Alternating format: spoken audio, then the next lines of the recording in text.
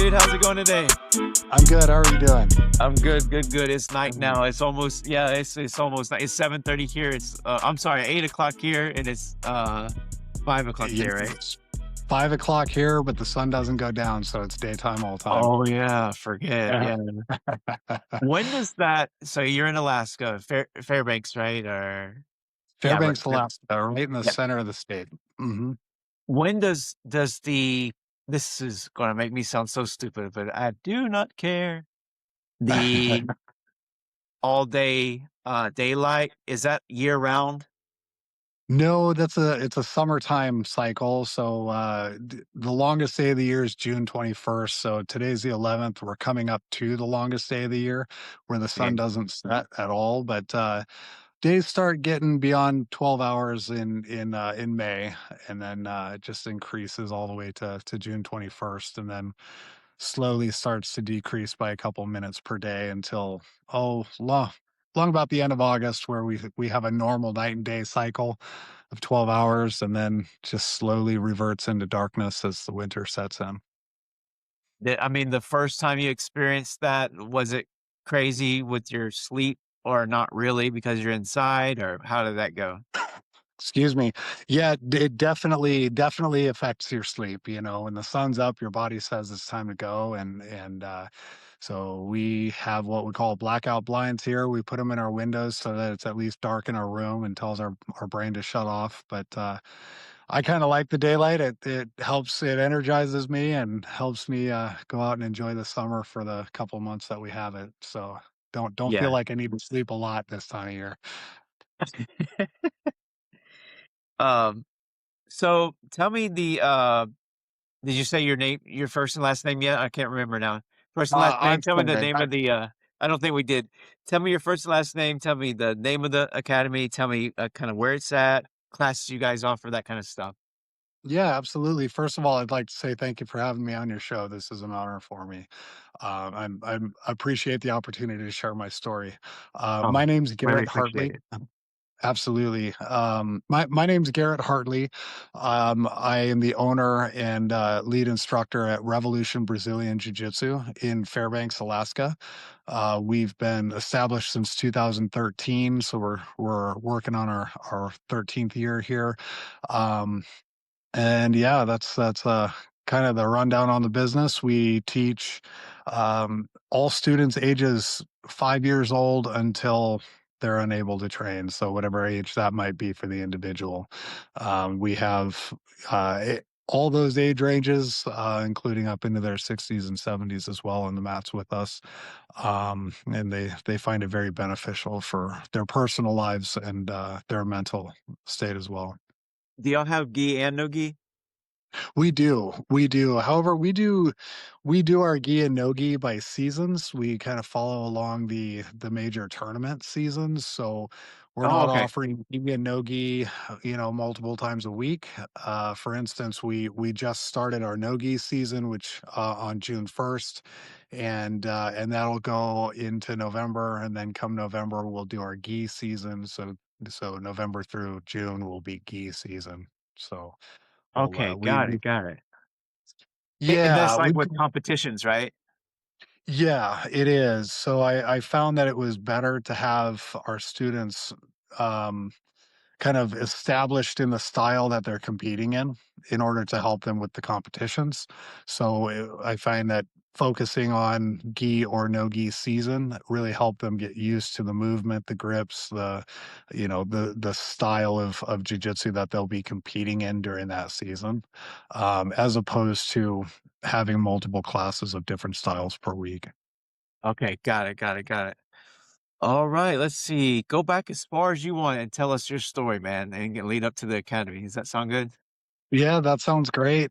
So I started my formal martial arts training in 1997. I was 15 years old, and it's a long, funny story. But I was kind of doing it behind my parents' back. They didn't know I was going and learning karate. It was an American style of karate in a town I grew up in Montana, Northwest Montana.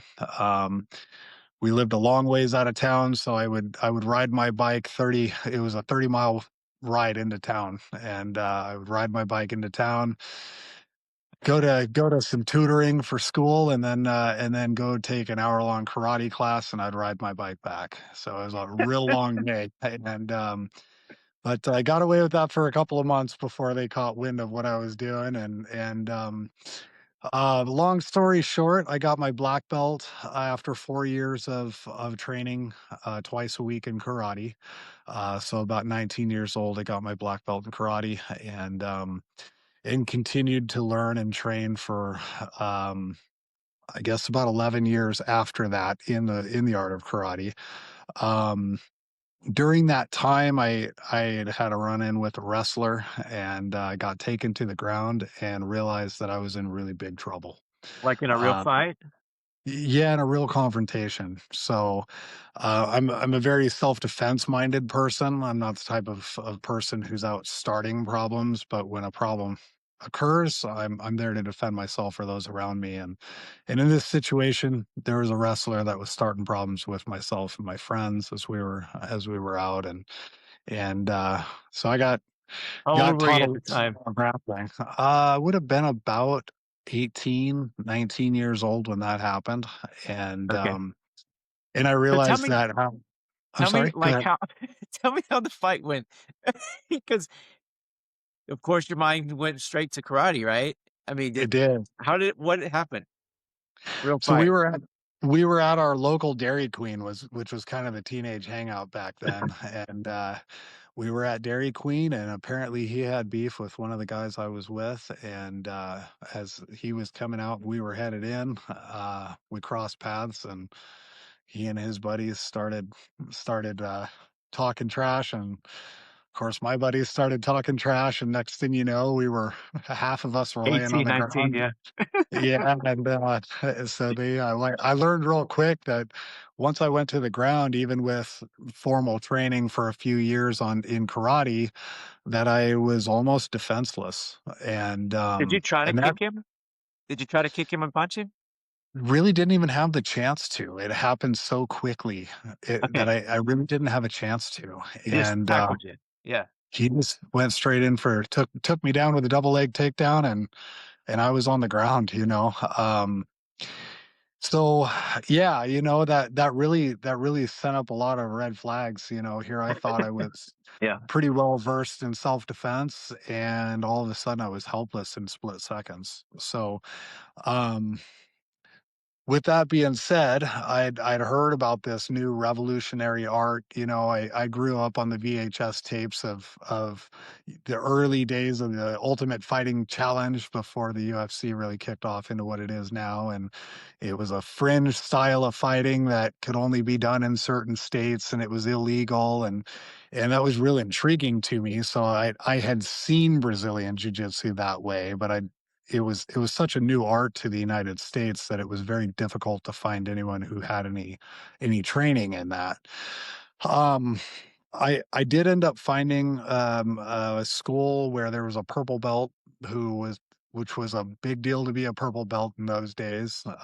He was kind of the way we view black belts now. It's just this guy must be some type of a god if he's earned that rank, and, I signed up for his training, and it was a small school, small class, Only maybe 5 jujitsu? students. Yep, it was only no-gi jujitsu and almost a catch wrestling style of grappling that they were teaching. So, um, What I does ended that up mean? What does that mean? Catch wrestling style. catch wrestling. It's kind of an old school, submission wrestling style that you don't hear that name very often, but, I guess you could say it real closely resembles Sambo in the way that, it's a wrestling and a grappling art, real heavy in wrestling with submissions involved. It's a real dirty way of fighting, and, not a I'm lot gonna is write it done. down when I YouTube it. That's what everybody should do. They need to see it, right? They need to see that. Yeah. Yeah, there's a lot of really cool tricks, and to be real honest with you, I still use a lot of the catch wrestling style that I learned even back then, but, I was so enamored by what could be the brutality of this self-defense art and how dangerous it was that I just kind of soaked it up like a sponge. And ultimately, I ended up getting very seriously injured in that school. I broke my neck about 6 months into training, and had to take about 2 years off. Now, I Oh, don't recommend. 2 years. Yeah, yeah, it was a long, very long recovery. Um, it was a situation, a freak accident that would never happen in any standard jujitsu school. Now, um, as a young guy who was showing us something that he'd seen somewhere. YouTube wasn't a thing back then, so I don't know where he saw this technique, but the technique was literally designed to break somebody's neck. And he didn't intend to carry the technique out, but he tripped and fell while he had me in a rear naked choke. And Of I course you landed did. on my back and he held on, and there goes my vertebrae. So um that took a while for that to heal, but when that healed, in the meantime, during that healing process, I moved from Montana to Fairbanks, Alaska, during that recovery phase, and actually about 8 or 9 months after the injury itself. So moved up here to Fairbanks, and once I was recovered and ready to start training again, I found another school that taught Brazilian jiu-jitsu. And the mindset being, if this art is actually legitimate enough to kill me, while maintaining the safety and security of the opponent, this is something that I want to know for self-defense. As I've aged and learned and trained for all of these years, there's a lot of things that as a school owner I would have done massively differently than what was going on in that original school. But that was my introduction to the art. I got back up on the horse and started training again, and I've never stopped. Was it a lot safer at this other place? It Or was. It was. Yeah, there was a lot more oversight by the coaching staff. There was, much deeper pool of students who were also had to go to work the next day and weren't interested in yeah. getting injured. And so those type of things helped the environment as far as injuries were concerned. Um, So in during my jujitsu, there time, can be like an older population because it's more accessible, right? Um, than what am I trying to say? It's more accessible than like kickboxing, meaning more people are able to do it. So it's more likely to have older people, people with careers. That's what I'm getting very at. much so, Trevor, very yeah, much so. not just As we've young. learned, that's correct, and it's definitely not strictly a young man's sport or a young woman's sport. As we've learned more about the art over the years, and people have mastered the art, we've got black belts all over the country now, where that wasn't the case back then. The ability to safely train has increased with that knowledge. So, the more that you master the art, the safer you can become with it. And now that we have so much highly skilled oversight, a lot of those dangerous things are not taught, not practiced. It becomes something that's not necessarily a dying art, but is definitely not focused on in a general class. I find that safety, especially in my school, safety is a really, really big. We push it very heavily. If your training partner gets hurt, then you're out a partner and you can't get better. If you get hurt, same thing happens to them. So we do our very best to protect everybody involved, from our kids classes all the way through our adult classes. I think some of my oldest members are in their mid to late 60s, and still training, still grappling when they can. And yeah, so in my opinion, it's an art that's made for everyone, to use the body you have and not the one that you wish you had. So with that being said, there's adaptations that you can do to any and every technique to allow somebody with any level of injury or ability or disability to be able to use the concepts of the technique and be able to implement them regardless of your age or body type. When you started jujitsu, that first class, and I know you did it when you mentally thought back on karate, what were your thoughts comparing the two? My thoughts were, um, when I was done getting thrown around like a rag doll by these young guys, I say that kind of facetiously here, but when at the end of that class, I just remember being so tired and yet so excited that I had found something that was legitimate, that was actually legitimate. And I'm not trying to take away from the traditional arts. They have their place, the discipline, learning to use your body in ways it's not necessarily wired to use.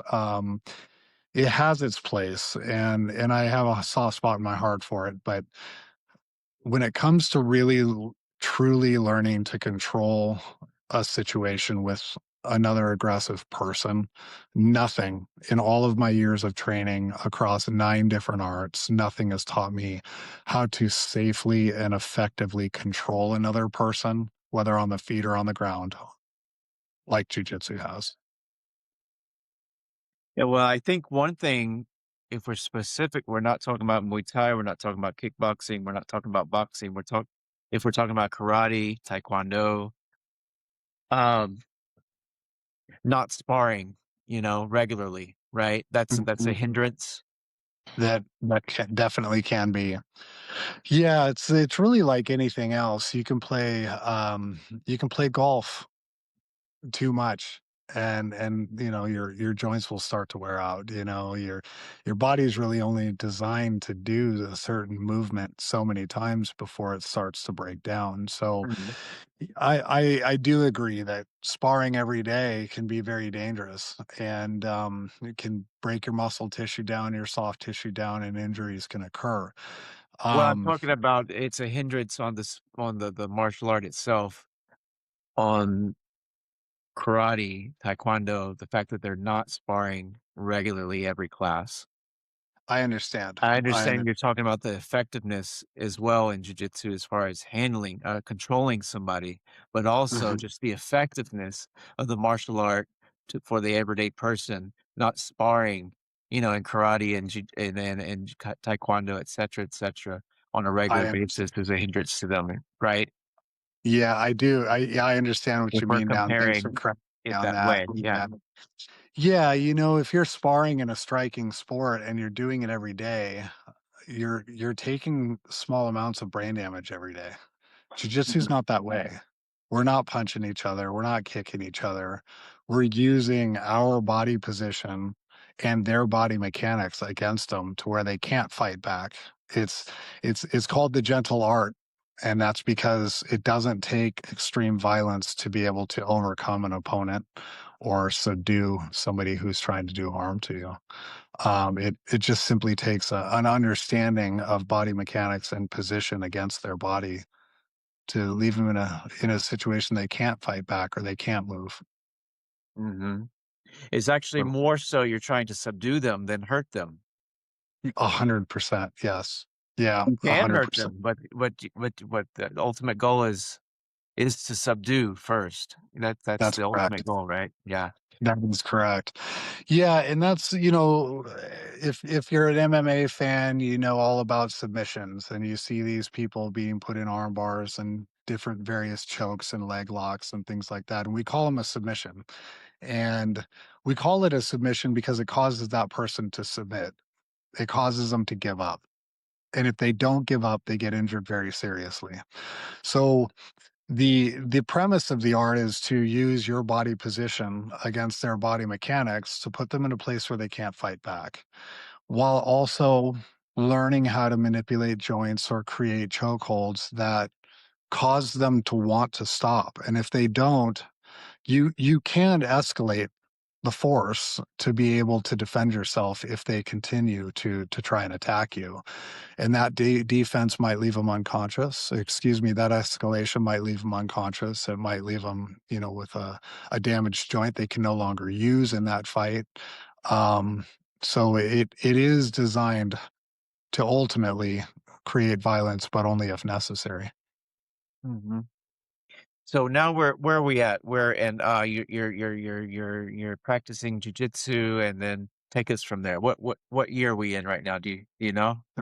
What Yeah, range? so we're in 2006 is when I started taking jujitsu again. And at that time, I had opened a karate school here in Fairbanks, and I was teaching karate while also training 2, 3 nights a week in jujitsu. And I slowly started learning boxing and kickboxing. I ended up taking my first MMA fight in 2008, and ended up fighting for I guess until about 2012. There's about 6, 8 years of MMA training and competition there. In the course of that time, I shut the karate school down and just focused 100% on jujitsu and MMA. That led me into 5 to 6 days a week of training and learning. And I've been trained formally in Brazilian Jiu Jitsu and karate, obviously, but traditional boxing, kickboxing, Muay Thai, judo, Krav Maga. So I've kind of never said no to an opportunity to learn a martial art Yeah. and dedicate myself to it. And So with that being said, I've been able to develop a wide variety and a wide range of skill sets. In And MMA, nothing in your competitions, is there's a certain martial arts that you use more than others? I would say, originally, I used a lot of my karate skills in MMA, because that was what I was most familiar with in my striking skill at the time. Between karate and jujitsu, those were the deepest pools of knowledge I had to draw from at that time. By the end of my fighting days, it was mostly Muay Thai and Brazilian Jiu-Jitsu. I laugh because that's what a lot of people say are the most effective, Muay Thai being because you can use all, was it 8 points? Um, Yeah, yeah, um, absolutely. Muay Thai is fun to watch. I watched one championship with my son, my 9-year-old son. Okay. Yeah, we haven't in a while, but we used to watch it, like, all the time. You know, one championship Uh-huh, in I do. Singapore. Is it Singapore? I think. Yeah. Yeah, one of the Asian countries there, yes. Yeah, yeah, yeah. It's fun to watch, man. Do you like watching jujitsu? That's a I topic. do. Yeah, It's I boring do. to most people, and it's I think it's like you like it the more you watch it because you start to understand what the heck they're doing. Right, right. Yeah, if you're not involved in learning the art, I can Yeah. understand it might be kind of boring to watch. But the more you learn about the art, the more you start seeing the nuances of what they're doing. And realistically, as you watch these masters of the art competing at the highest levels, you really learn a lot of new concepts and things that work and things that don't work that you thought might have worked. So it's kind of a learning experience. But I do enjoy watching high level jujitsu. It's Do you ever watch Mikey Musumeci? I Musumeci? do. Yeah, I Yeah. like him. It's amazing. He's really amazing. I actually had the pleasure of meeting him here last year, so he was a Really? super nice guy and down to earth. As most of the high level guys are, there's most of them are very approachable, pretty low key, um, pretty confident individuals. Just there's not a lot that you can do to them that they haven't hasn't already been done to them. So there's not a lot to fear. They're confident, and but most of them are pretty approachable, nice people. It makes you wonder if most of them were that way and they got into jujitsu because it's that kind of sport. I don't know how to explain it. It's a subduing sport. It's a calm sport. Or if most of them are that way because of jujitsu, and maybe it's Mm. both, right? It might be a little of both. It might be a little of both. I think a lot of the people that really excel at that, maybe I shouldn't make a blanket statement like this, but a lot of the people that I know who excel at higher levels, they're very intelligent people, and either they're very naturally athletically gifted, or they're very intelligent, or both. But it's a problem solving skill, and the more you learn what the problems are, the more you learn how to solve them.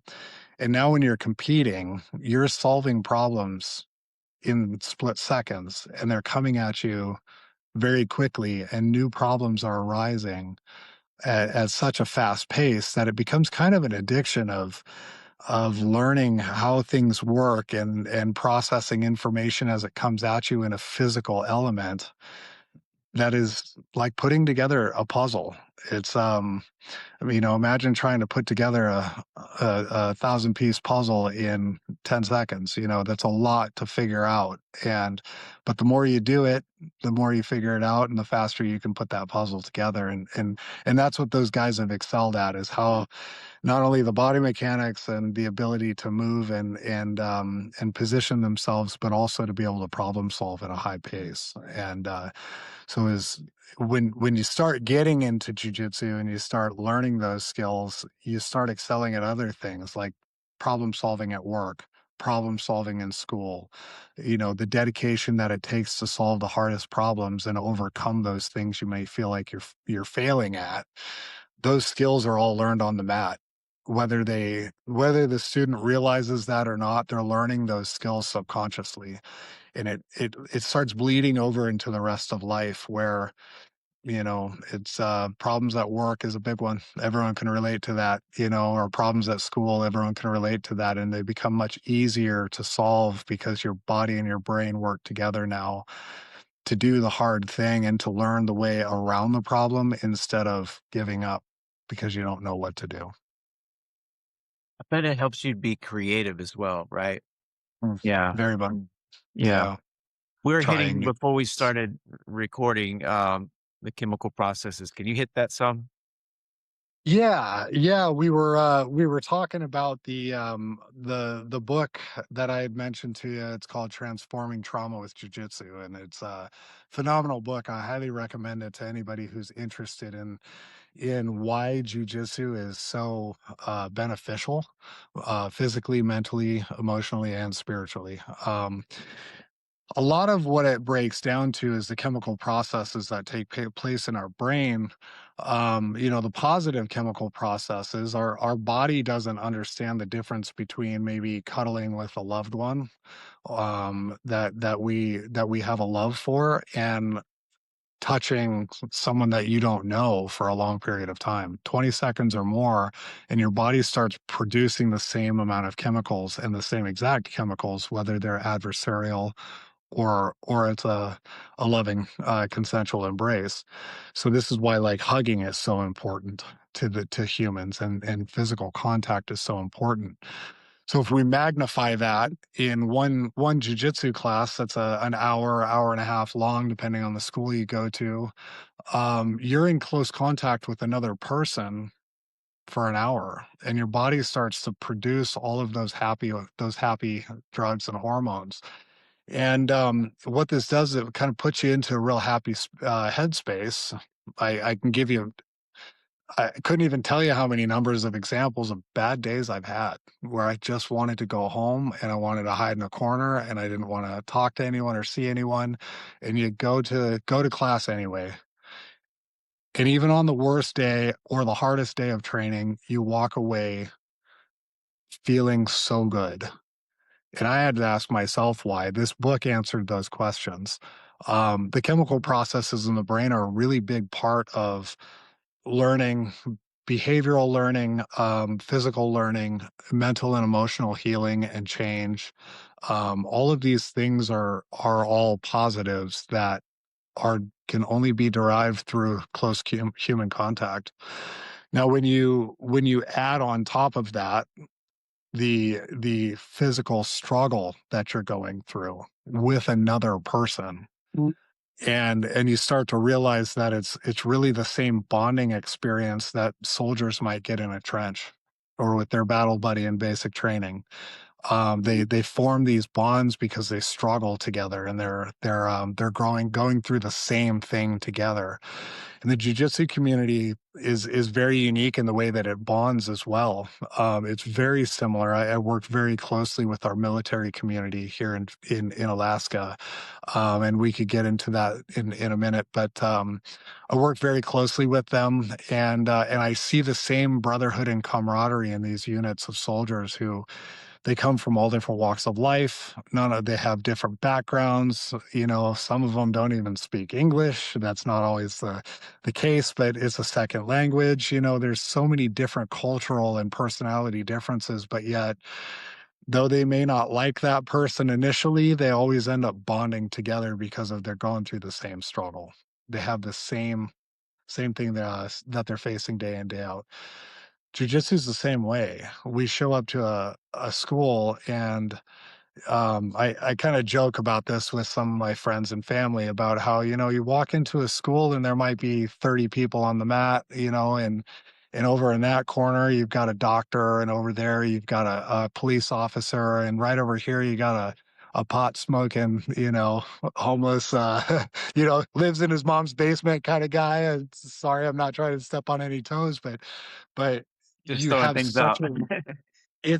such a wide variety of the population, and they're all there for the same reason, and they all end up bonding together in a way that they become family. And between the struggle, the reliance on partnership, and the vulnerability that it takes to be a partner and trust that person, that as they're training and practicing, that you're trusting them with your health and safety, creates the vulnerability that it takes to really form bonds and friendships that last forever. And now mix that in with the chemical conversation in the brain, and you've got a perfect storm for an art that's truly transformative in every life that I've ever had come onto the mats with me. Um, I've never seen anything but positive change in people's lives as a result of it. When you're training, when you have a training partner, quote unquote, Mhm. is there only one person that you train with each class, or is it always changing, or it's kind of depends on the person and the academy? I try to train with everybody, and as the coach, I think that's important. Everybody needs feedback from their coach. So you know, I train with everyone. Now, I do have a few people that I've hand selected who are my personal training partners, and we'll spend a couple of hours, couple of times a week just drilling. And it's not necessarily a trust issue. It's more along the lines of these are the things I need to work on, and this is the person who's best suited to help me work on those things. Mm. So those training partners change from time to time for me, but Yeah. you know, I meant it's like the always everyday person, in general, mhm. somebody who hasn't done it before, what can they expect? Or can they expect to go in an academy and have eventually like one training partner that they always train with? Or is it always different? Or is it kind of like just depends? It sounds like it depends. Kind of depends. You know, we all find that one person we resonate with the most, and they typically become our go-to partner just because we enjoy them, their personality, their humor, whatever it might be. I think you just But answered it there. It's kind of like it it's usually going to depend, and it's what was I getting at? It's it's not like most academies force you to continuously change partners, right? It's kind of like what you just gravitate to. You know, if you guys kind of usually do that, just kind of becomes the norm. Is that yeah, the yeah, for norm? the most part, I would agree with that for the most part. Um, you know, I think jujitsu is a little different than most arts. You know, most arts are very formal. You bow in, bow out, you yes sensei, there's formalities and traditions to it. Most jujitsu schools, there are jujitsu schools that are that way. And it's really pretty dependent on the instructor and his background and what he sees as respect to the training space and the art and how he wants that carried out. Excuse me. I would say probably 90% of the schools that that I attend on, as I travel the country coaching and competing and things like that. Most of them, you walk in the door and pretty much everybody is super friendly and shake your hand, introduce themselves. You find a training partner, and you'll drill with that person during the lesson. That'll be your person to drill with, and then when it comes time for grappling, or as we call sparring, right? As we're grappling, you'll change out different people after every round, and you end up rolling with, two, three, four, five different people that night. Okay, let me ask you that. Is that the norm, as far as, like, when you're drilling sorry, not drilling, you're, rolling, like, actually, sparring. Um, Mhm. is it the norm to continuously change partners as each round goes by with each round? Or is it the It is. norm to, like drilling, stay with one partner? I would say it's the norm to switch partners in between every round. Yeah. I've I know I'm getting but granular then here, I but I'm no, curious. that's okay. Yeah, Yeah, that's okay. They typically the most normal thing is to switch partners. okay. And the reason being is because it gives you a different body type and a different brain. So now all of a sudden I'm going to do the same things I know how to Yeah. do, and I'm gonna do those on somebody who moves totally different with a different thought process, and allows me the opportunity to get a kind of a new look on how do I now implement what I know on somebody who moves totally different. So you get a lot more experience doing it that way. But I will say that often enough it happens where I really enjoyed that round. You want to do another one, and it becomes a personal agreement. And now I did 2 rounds with this person, or 3 rounds with this person, because maybe they're so good at something and I really want to learn what they're doing. Or they in that give and take, in that struggle, I'm learning by receiving and failing as well. um, Mhm. which is, to kind of digress just a little bit, it's another really big aspect to jujitsu that I think is really positive in most people, but especially in children. Is I shouldn't say just in kids, because it's everybody. We learn how to fail. You fail when you tap, and if you don't tap, you get hurt. And when you tap, you have to that's an admission to failure. I lost. You were better. You did this differently. You Oh, beat my defense or my offense. And we learn to face those failures, and then learn from it, because I don't want to get choked out again. So, when we're facing those failures, we subconsciously learn how to address failure in our lives. It's not a give up moment. It's a how do I change and become better moment, so that doesn't happen again. And that becomes a subconscious learning process that most people don't even realize is happening. And so when we go back out into our lives, and in work life, personal life at home, family life, now all of a sudden failures become an opportunity to learn and grow. And that bleeds into our lives as a very positive thing. I, oh I my believe god. that's why most people at a high level are usually pretty low key people, is if they're pretty Yeah, comfortable with failure. They're not afraid to try new things, because they know if they're not doing well, then there's something they need to learn, and they figure it out. that is Kind of, so good for kids to learn to not only know when to give up, know when you have failed, but to admit that not only yeah, have you failed, but someone was better yeah, than you or was mhm. Yeah. yeah, It's so good to learn definitely, how to be okay with being wrong, or to fail. 100%. Same thing. Yeah. And this is where I think the ego check comes in. We're constantly killing the ego in that way. you're now creating a person who can admit when they're wrong and learn from it, and next thing you know, you have people who are more honest with themselves, and that's where I think personal growth begins. Was that the case with you when you started jujitsu, coming from karate, not sparring all the time? And then did your ego have a check in jujitsu? Massively, massively.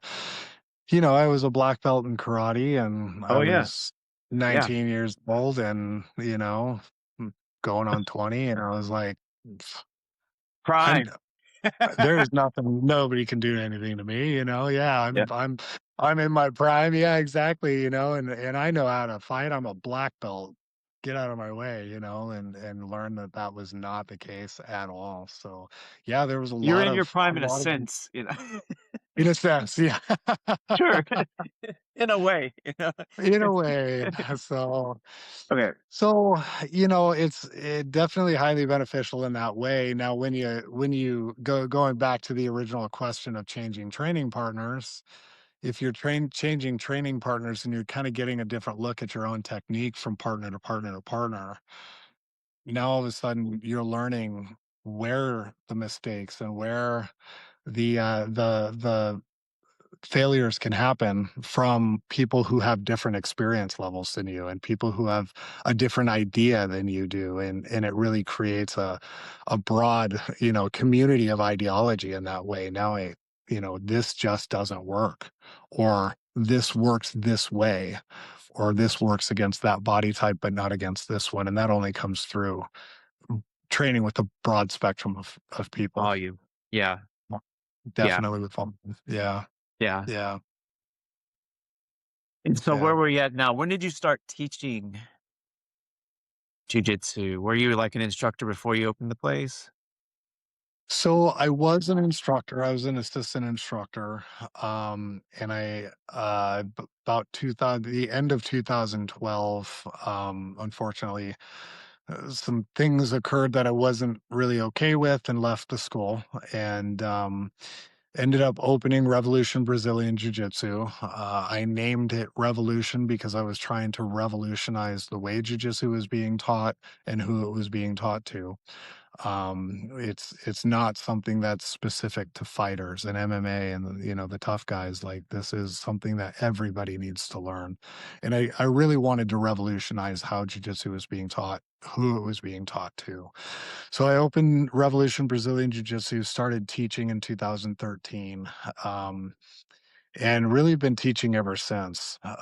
In 2000, the end of 2014, our hand-to-hand combat program here on the Army base of Fort Wainwright here in Alaska. Their Army combatives program. Their NCOIC, which is non-commissioned officer in charge, approached me and asked me to come out on base and start teaching, and took me a little while for him to convince me, but I ended up taking him up on that offer, and I was teaching civilian classes, I was teaching military classes, and that kind of ultimately evolved into teaching mostly with the military crew, and on Fort Wainwright, and working very closely with their hand-to-hand combat program. Um, Within a couple of years, I was one of their head coaches for their competition team. We train soldiers and travel all across the country and compete. That ultimately ended up evolving again into a more regional team for the U.S. Army Alaska, or what we call USARAC, competition team, where we're pulling athletes and soldiers from 5 different military bases in the Alaska region, which is a very large region, about 2/3 the size of the United States. So we're pulling soldiers from all over the state, 5 different bases, putting together a large team that we were training and traveling with for competition. I continued that process. I still run Revolution Brazilian Jiu-Jitsu. It's my, that's where I do the largest majority of my training, but I still work with the Army, teaching a couple of classes a week on base, and then also overseeing their competition team. And when So you that started working with the military, it must have been something that you loved about it. What was it? What did you like about it? that's actually a really good question. There's a couple of answers to that. It's a multi-answer question, but military was something that I always wanted to. I wanted to join the Marine Corps from the time I was 12, 13 years old. I wanted to join the Marine Corps. There are no excuses for why I didn't. I grew up in a very strict religious home that uh, I didn't feel that I was allowed to. So I didn't. And I always looked at that as kind of one of those regrets in my life that I wasn't able to serve in the military.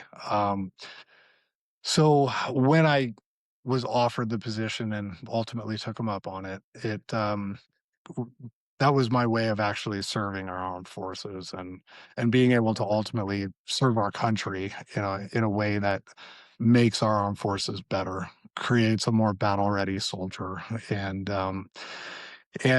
so that's where the passion comes for me is as far as working with military is just that it's my way of maybe paying my penance and serving my country in a way that did not involve enlistment. um I wish I could do that differently now, but it is what it is. And It could so be a I more effective way. Who knows? it very well could be. I definitely am able to affect a lot more people in this capacity, and I'm grateful for that. Um, on the sports side of things, we're dealing with the demographic of individuals who are mostly all fit, in shape, athletic, and they're trying to become more battle ready. So the hunger to learn, the drive to compete and become better is not something that I have to teach someone or lead them to that water.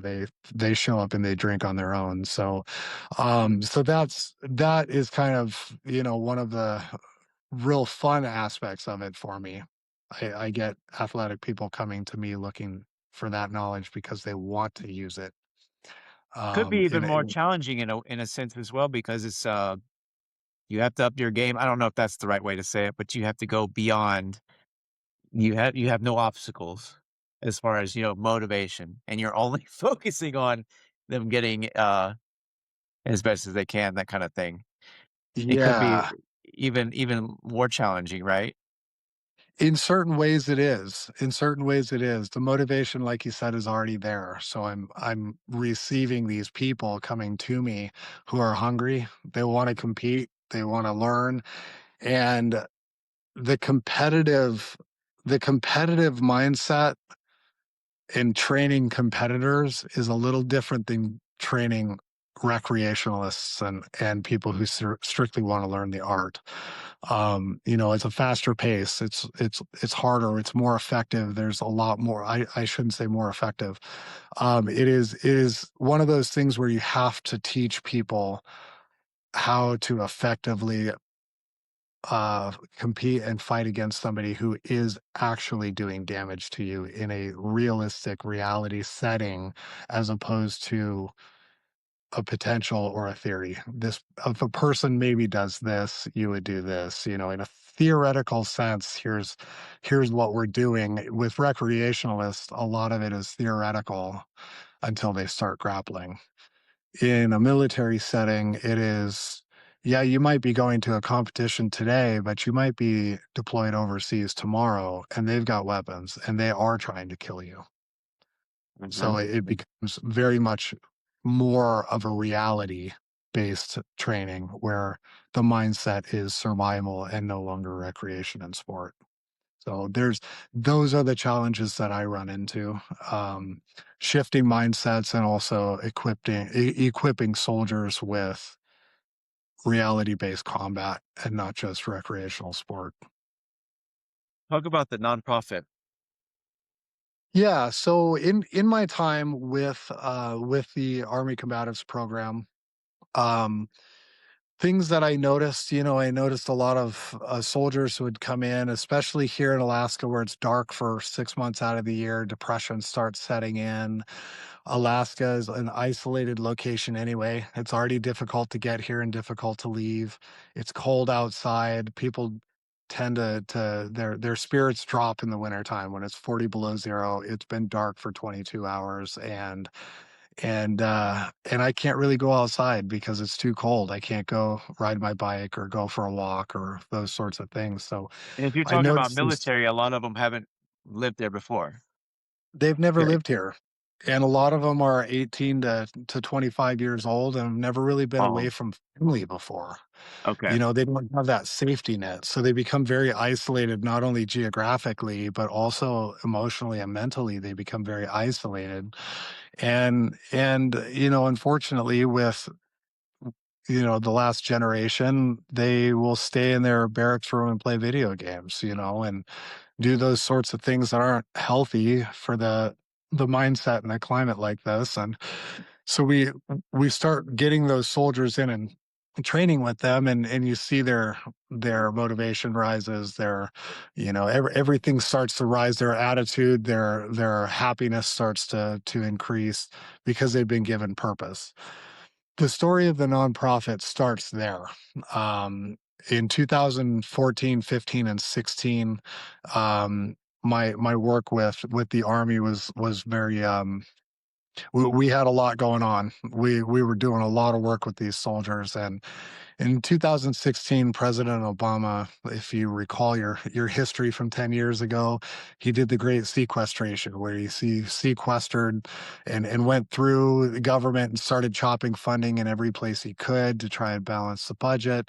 And one of the things that got chopped from the military training regimen was combatives and the combatives competition team.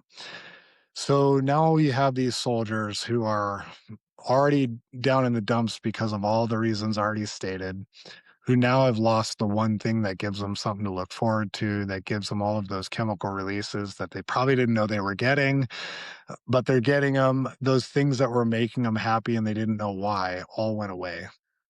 And on a team of 32 people with 6 or 8 alternates, so roughly 40 people, um, within a year and a half, 8 of them had committed suicide.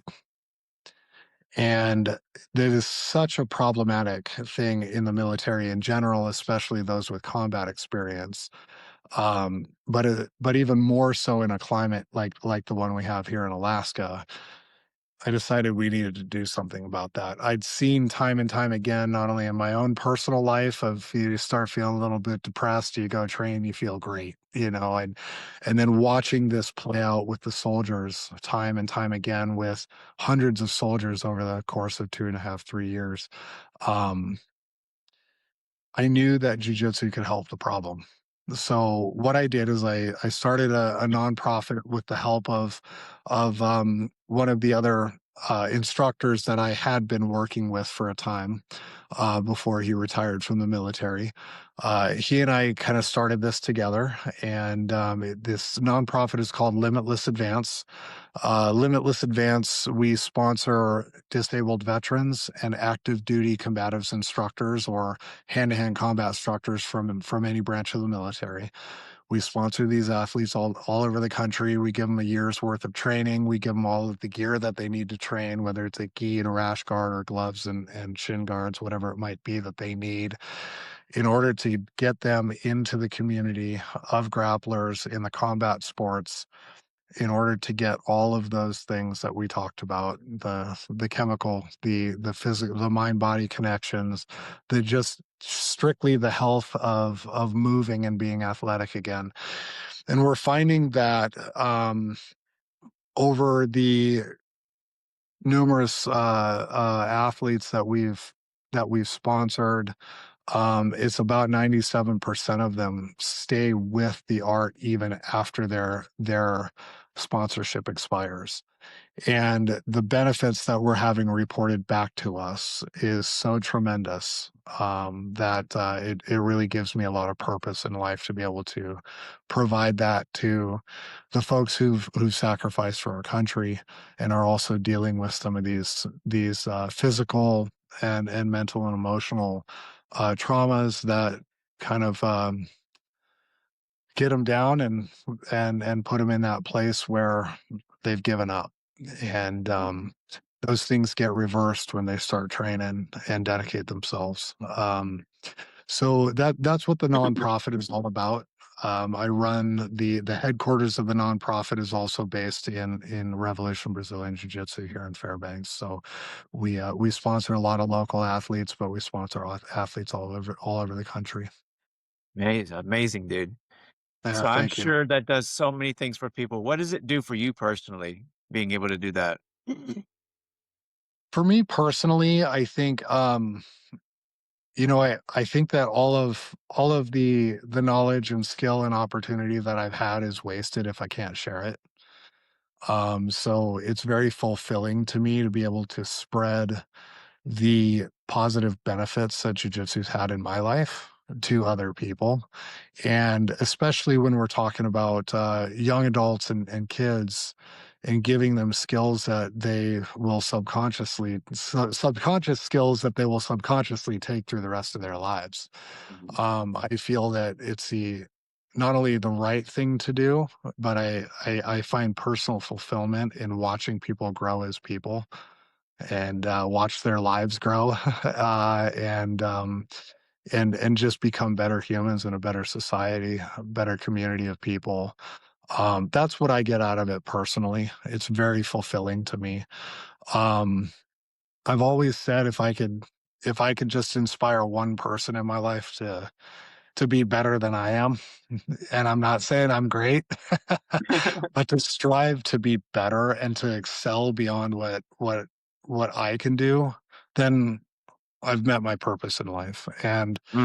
That's And interesting. over the years, I feel that that goal has obviously been not only accomplished but outdone far beyond what I could have imagined, being able to affect people and watching students grow and watching students leave and then go to other schools, go around the country, go around the world and just excel at the top levels and also carry that same passion for the art and for spreading the art and the love of it to other people. It's kind of I guess kind of a Johnny Appleseed scenario where they've really outdone my my deepest hopes and wishes. They've outdone. So Thank God for Facebook, right? We're able to follow that. right. Right, Anytime that's somebody's right. leaving my life in some way, I'm like, we gotta become Facebook friends, you know? Thank God for Right. Facebook. Yeah, yeah, I used to make fun of it when it first came out, I used to make fun of my wife on it all the time, and oh my god, I use it more than a lot of people. Yeah. Um, you've talked so much of, like, how, jujitsu can change people's lives. What has it done for you personally, just the sport itself, just the martial art itself?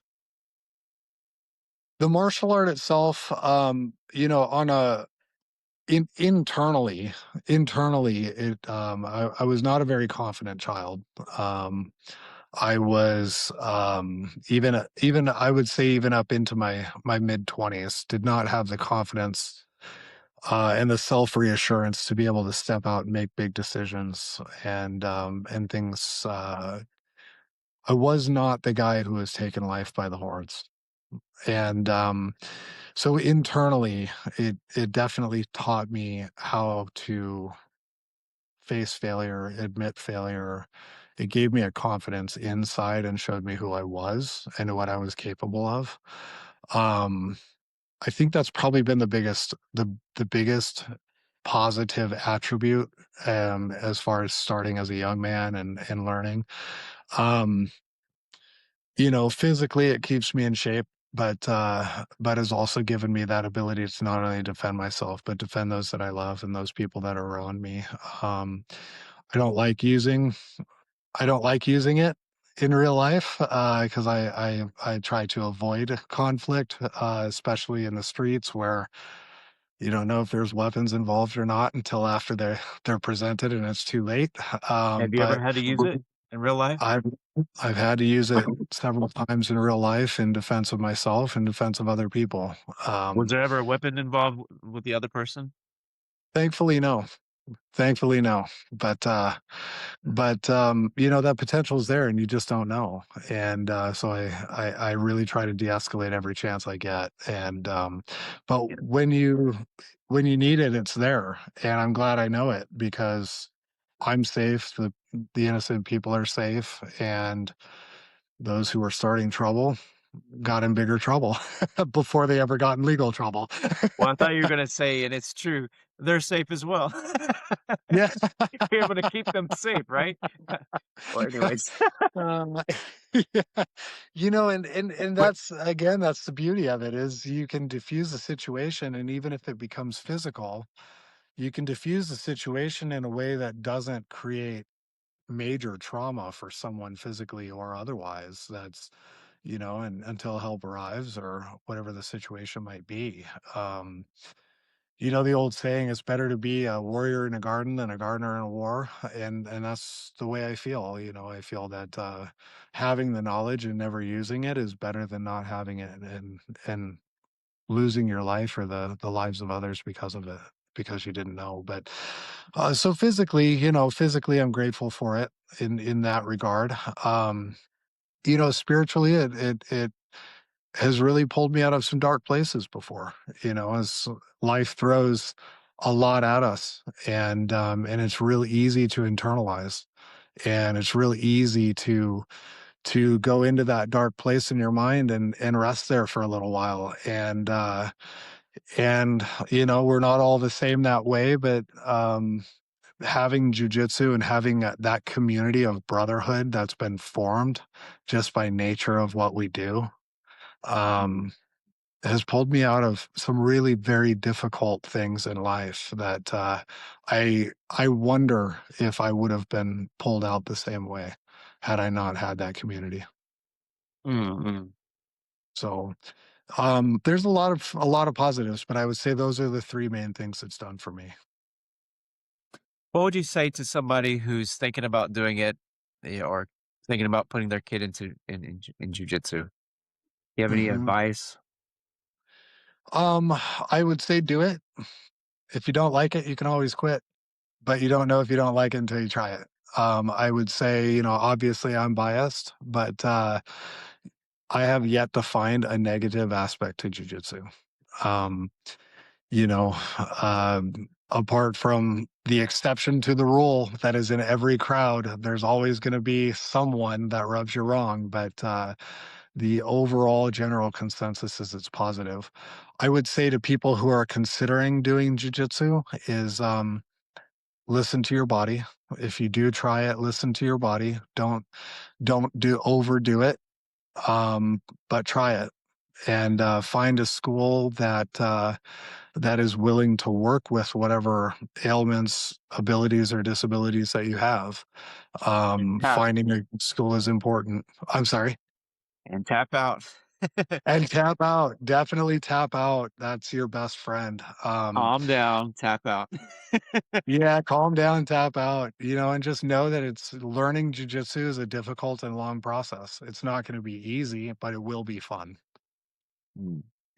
Yeah. Um, Thank you, man, for your story, bro. Man, we went over some really interesting things, the chemical stuff, and the military stuff.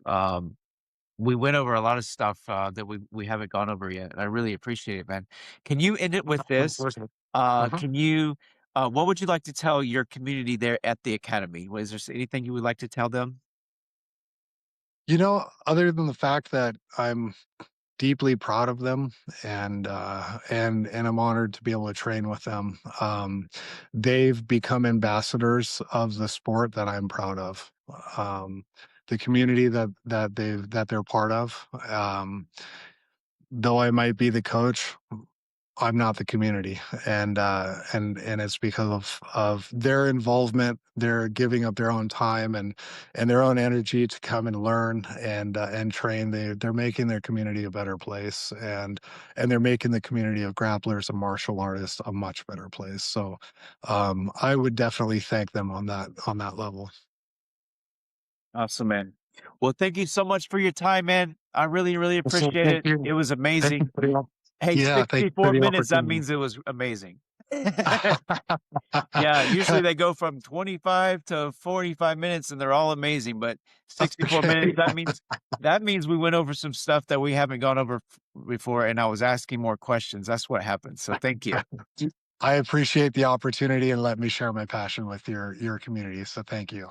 Thank you, bro. Okay, well, I hope you have a nice evening there, okay? Whatever you wanna call it in Alaska. I don't know if you call it an Yeah. evening, whatever it may Yeah. be. Whatever it is. All right. Thank you Alright, very much. You too. Have a good alright. night. Take care, buddy. Alright, bye-bye. You too.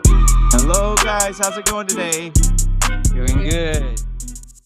You guys are in Annapolis, Alabama? I'm just kidding. Demopolis, Demopolis. city of the people, Demopolis. When I read it, I'm like, Demopolis. I know, Demopolis, Cody. Jeez. I think I'm just thinking of Annapolis when I read it, but then I'm like, Demopolis, Demopolis. Can you tell me your first and last names and then like the name of the place and just tell me all about like the classes you guys offer? Just tell me all about it. Sure. I'm Jay Russell. This is my wife, Ronda Russell. Our academy is Ross Martial Arts and Fitness Academy. We offer a wide range of programs. On the martial arts side, we have classes for adults and for kids in Brazilian Jiu Jitsu. We also teach Taekwondo. We have like a hybrid striking class that we do that mixes Taekwondo, karate, American style kickboxing, and Muay Thai. And then we also do a Tiger Cubs programs for very young kids, 5 to 6 year olds. And Rhonda runs various fitness programs as well. Wow, that sounds awesome. Let me ask you this. What are the like types of martial arts the kids are doing in the kids program, the Tiger program? Um, yeah, so we have a Brazilian Jiu-Jitsu specifically, and then we have a striking, like, so we break them down into grappling program, striking program. So, Brazilian Jiu-Jitsu, obviously, but sometimes we also teach wrestling. He's a wrestling assistant wrestling coach at the high school that he works at as well. And Oh, then, okay, okay. so we call it a grappling because sometimes we're doing wrestling, but it's a Brazilian Jiu-Jitsu based. And then specifically Brazilian Jiu-Jitsu on like Tuesdays. And then the striking classes are going to be our traditional taekwondo, but we also teach kickboxing in those classes for the kids specifically. So we don't work as much like knee strikes and elbows like for the Muay Thai. The adults do the Muay Thai, but it's more like American style kickboxing, international kickboxing. So there are like low kicks and stuff, all within control and stuff as well. And the Well, I bet the program kids love that. the Tiger Cubs program that for the very young kids, we give them just like a taste of striking, a little taste of grappling, and then it's a whole lot of discipline and coordination and structure. As far as striking, is there any sparring with the striking with the Oh, yeah. kids in any Yeah. way? Like I understand it's controlled. But can you kind of like go into like how it's controlled? I Oh think yeah, that's an so interesting, it can question. be Most people very. are probably thinking. Yeah. I mean, we're not doing full contact, first of all. Like, if you were gonna do a percentage, I'd say it's probably like 40% contact. So it's like lower than half.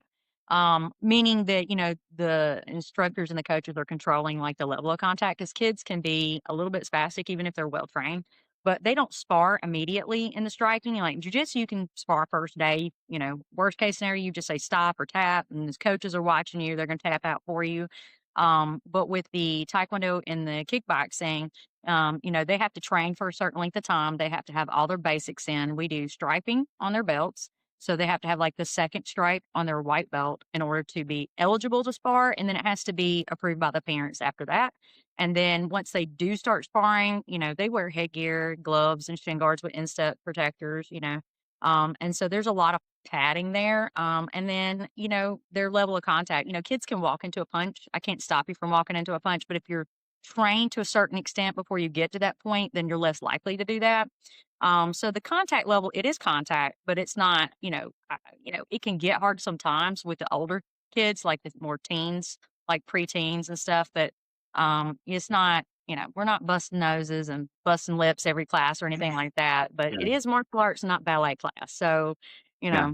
there is that. And we do different styles of sparring. Like Yeah. usually with the kids, we start them off with point sparring, Yeah. which is Like a game of tag. it's a game of tag, yeah, but you're just tagging people with punches and kicks, and you have target areas. So that's a good way to kind of get them used to, Not scared of it. yeah, throwing punches at somebody and Yeah. kicks at somebody, and them returning. Not being afraid of somebody punching back at you Right. or kicking back at you, being controlled and And then we'll move from that Yeah. up to continuous fighting and kickboxing, and yeah. and like Rhonda said, then the contact is real light for the kids. It doesn't get heavier until they get older and they're able to handle it. They're wearing kind of protective gear just like you would see if you YouTubed, karate competitions. Is that No, what they're wearing? not exactly the same We too. We use kickboxing. we used to use that foam dipped basic point sparring stuff, but we've kind of moved up to where our kids wear boxing gloves, and we use shin and instep guards, and Okay, more got it, got it. boxing style headgear Yeah, rather so than if you were looked up like kickboxing, yeah. or even Muay Thai for the kids, like most competitions, if they go to them, they're not going to allow knees and elbows in those kids' divisions anyway. So, but if you looked up kickboxing, you would see that it's boxing headgear, boxing gloves. Yeah, that's what we use. That's a What better about, gear. instructors there? Would you guys like to talk about highlight any instructors there? Yeah, we've got more volunteers than we do instructors. So, Yeah. Because we are the main yeah, instructors. we are We the main teach instructors. 90% of the classes Yeah, up there. but we do have a lot Got it. of other people who step in and help. Our oldest son, Brett, he's done martial arts his whole life, so he helps. But he also has a full-time job. Everybody has their own full-time job, or they're in school full-time. Our youngest son, Dylan, and then another black belt in jiu-jitsu and former MMA fighter, Daniel Alexander, who's been training with us since he was 18, 19 years old. He's like 36 this year. So I don't want to Yeah. shame on his age or anything, but we're way older than him. So he's still pretty Okay. young to us. So we definitely would shout out Daniel. He's a great. His attitude and his character is really great. And people just really like get a positive vibe from him. Well, take me back as you want, as far as, your personal stories in martial arts and, kinda lead up to, like, how the academy why and how it was started. So I'll We're just try going to back, like like, 4 years yeah. old. Yeah. Yeah, hers goes way back. In 1995, I had been doing taekwondo and kickboxing for a really long time. My dad taught me martial arts when I was younger, but we got into taekwondo when I was like 9, 10, something like that. So in 1995, I had been a black belt for a while. I had my certification, and I was turning 16 that year. I was the youngest person in the organization. They all thought I was like 18, 19 years old because I've been in the adult classes and competing as an adult for a really long time. But I literally haven't grown since I was like 14. So, like, honestly, but anyway, so my instructor, Mr. Green, owned the gym here in Demopolis, and Demopolis is a small area. We're in the Black Belt in Alabama, so like one of the poorest areas in the country. And he got a divorce. He moved off, and he tried to hire some contract instructors to come in, and it just didn't. It kind of run the gym down. And then when I got my certification, he was like, "Look, you need to run this gym. You live there. You're going to high school there. You need to run this gym." And I was like, yes, I want to do martial arts forever and I want to own my own gym. So I begged my parents, and my dad was for it, but he was working shift work at the time, so he couldn't help as much. And that was his issue. But I talked him into it and I took over the gym. 2 years later, I sold it to go to college. And 7 months after I sold it, the instructor called my dad and was like, I can't run it. She couldn't move to town. And I told her when she bought it, I was like, look, you're not going to be able to live somewhere else and then travel here. We're like a low income area. You're going to have to live here and you're probably going to have another job. Like it's not going to make Yeah. millions of dollars. You're not going to be able to buy the brand new car with it. Like you could do well with it, but it's a passion for me. It was a labor of love. And, I felt like that was what she was taking it over for, but she ended up having some family issues that called her back home. So my dad opened it back up, and then ran it until after we were married and I had my second son. I ended up taking it back over officially again. I was still teaching with him. But funny story is that I actually met him through martial arts. My dad taught him in another location. And so that's actually how we met, was through Taekwondo and martial arts. And if you That's a want to common talk theme more, on the podcast. is it really? That's awesome. Well, you never think you're going to, but honestly, it was the perfect match because I told people when I dated him in high school, I was like, look, I've did martial arts before you. I'm going to do martial arts after you. Let's just be honest. And so it was always a running joke with my friends. So for me to find my soulmate who also did martial arts, I was like, well, that just makes sense. But Mhm. so yeah, in 2008, we had my youngest son, and 3 months later, we went to a seminar for Brazilian Jiu Jitsu at Coleman, Alabama, Johnny Lee's triad. And so I called him up because he's an old school karate guy, and I was like, look, really digging this Brazilian Jiu Jitsu for a long time. I just didn't realize that y'all were close enough that we could, I say close enough, but we were able to drive. 3 hours Yeah, drive. that's still pretty close considering at the time was the only place for a long time. So, and he was like, "Yes, come up here. You're gonna love it." And so we went up there. We did a seminar With Carlos Machado. with Carlos Machado. It was awesome, and We were we hooked from that. decided at that point. Again, both of us lifelong martial artists. He did martial arts long time I'll too. give you my story. And we decided, yeah, we're like, this is like martial crack. We got to get involved in this. So it took a while to find somebody that we could train with consistently and stuff. But that's kind of where we were at. And that's like 2008 was the first class. So we always consider that we started jujitsu then. But if you want to, Sure. Okay. Well, I'll get us up to that point. My background in martial arts really started when I was 15. Um, I I was raised by my grandparents over in Mississippi. My dad was a Vietnam vet, struggled with PTSD, self-medicated with alcohol. My mom was a flower child out of the 70s, and so they both kind of went their own ways, and my grandparents had to step up and take me and my brother in and raise us. And growing up, knowing that both your mom and dad were gone out of the picture and had kind of feeling abandoned, I had a lot of anger issues, and uh, I was never scared to fight though, even though I was much smaller than a lot of other people. So I got in fights, I got in trouble, but I made good grades, and I had really good administrators at the school I was at that were like, we've got to find something to help him deal with the anger that he's feeling. And, this is back in the 80s. There wasn't as much therapy that you could get. And a friend of my grandfather's actually suggested putting me into martial arts. And so, um, to help me learn to control have some self-control and have an outlet With for some my anger. boards, yeah. So, I started Shotokan karate when I was 15. And that was, my instructor was John Chioko out of Meridian, Mississippi.